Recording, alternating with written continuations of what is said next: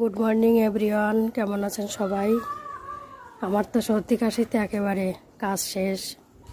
দেখুন আমার এই বুড়ো গাছে, এই ছাদ বাগানের বুড়ো গোলাপ গাছে কি সুন্দর ফুল এসেছে। এই যে আগুন গোলাপ, একেবারে নিচ থেকে ছোট্ট একটা ডাল বেরিয়েছে। এই যে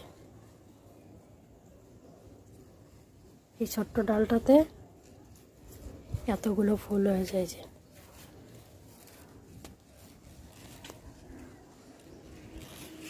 কাটা ভর্তি, এখানে কুড়িটা হয়েছে, কি সুন্দর কুড়িটা ফুটেছে মাসে।